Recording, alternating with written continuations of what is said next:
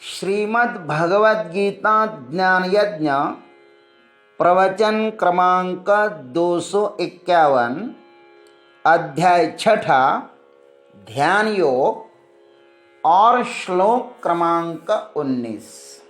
जय महाकाल। आज 9 जनवरी है।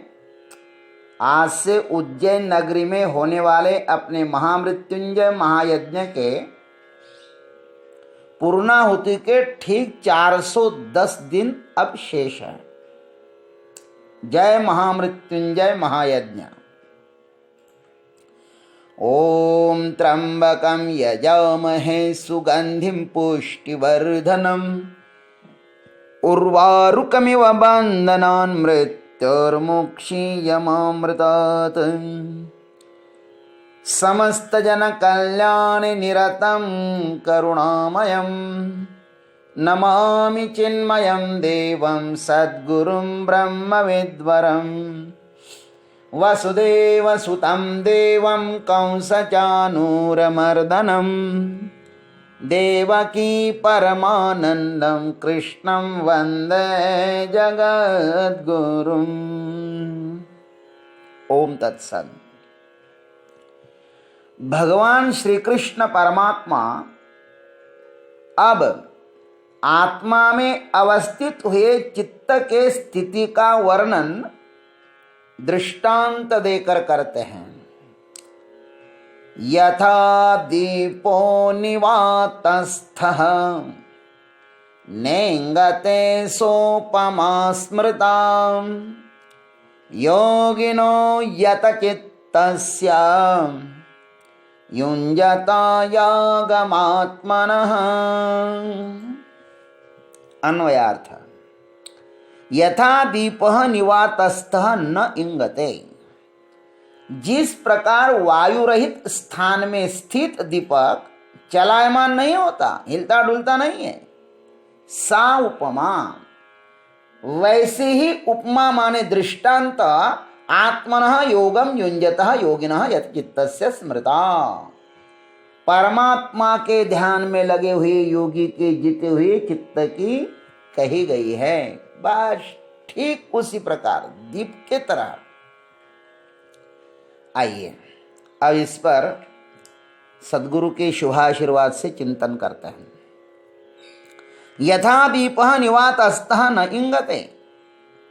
यहाँ पर योगी के जीते हुए चित्त को निर्वात स्थानीय अचल ज्योति की उपमा देकर प्रस्तुत सिद्धांत को बड़े ही सुगमता से समझाया गया है। ज्योत में और चित्त में कहीं अधिक साम्य होता है। जैसे चित्त का अधिष्ठान आत्म तत्व है, वैसे ही ज्योत का अधिष्ठान भी क्या है? तेल है। ज्योत को चलायमान करने के लिए वायु की जरूरत होती है। ज्योत वस्तु पर छाए हुए अंधेरे को मिटाकर वस्तु को प्रकाशित करती है।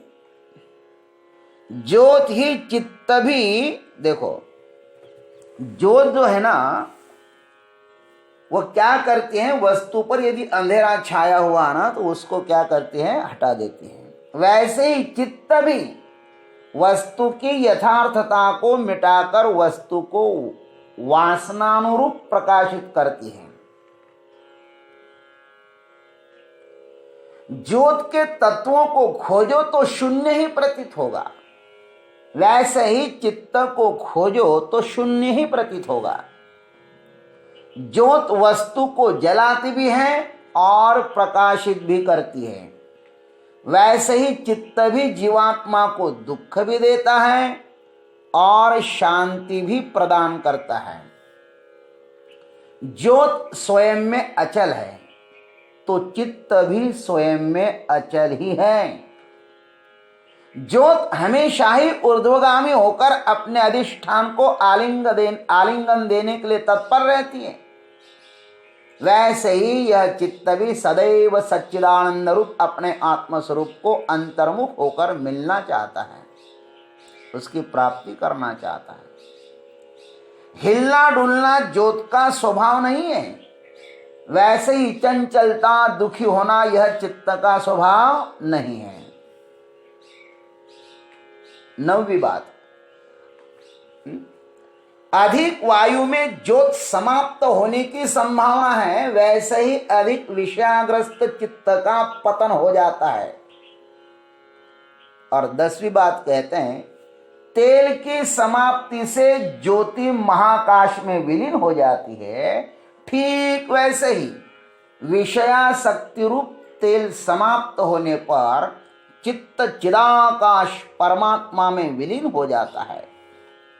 इत्यादि अनेक साम्यताओं के कारण चित्त को ज्योति की उपमा दी गई है। विनियत चित्त वाला साधक जब आत्मनिष्ठ हो जाता है तब वह वहीं पर स्थित रहकर क्षेत्र संन्यास ग्रहण कर लेता है। चित्त वैसे अपने अधिष्ठान को छोड़कर अन्यत्र रहने को उत्सुक नहीं है। चित्त अपने अधिष्ठान को छोड़कर अन्यत्र रहने को उत्सुक नहीं है।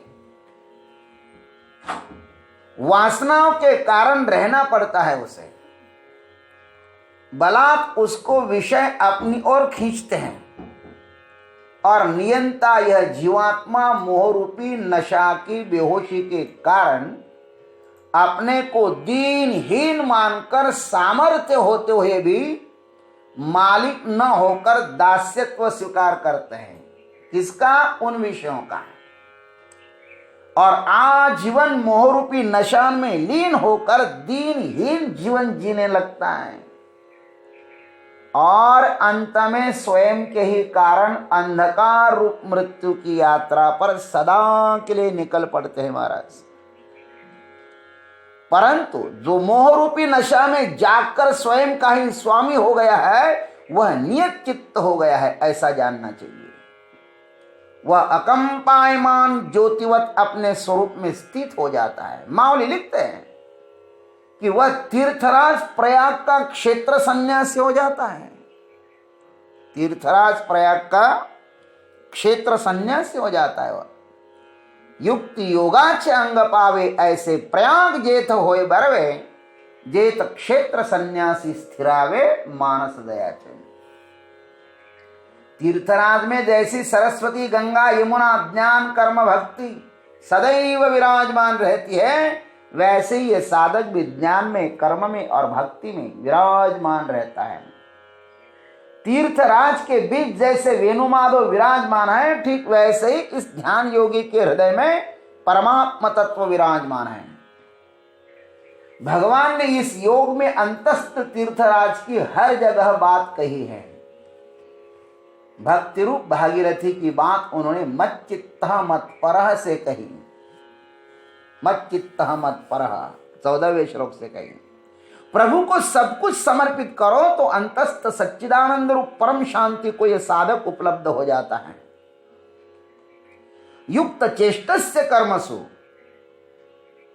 इस वाक्य से उन्होंने यमुना जी की बात कही। समस्त कर्मों में समता आवे, समस्त कर्म भगवत भक्तिनिष्ठ होकर करें, किसी भी संप्राप्त करते हुए कर्म में ढिलाई बेपरवाही न होने दें, तो समस्त कर्मों को जो मूल परमात्मा है उसका साक्षात्कार होकर समस्त दुखों का अंत हो सकता है। आत्मनेवावतिष्ठते, इस वाक्य से अंतः सलीला सरस्वती को बताया है। विनिमय चित्त जब आत्मा में स्थित हो जाए तो साधक परमात्मा को प्राप्त हो सकता है।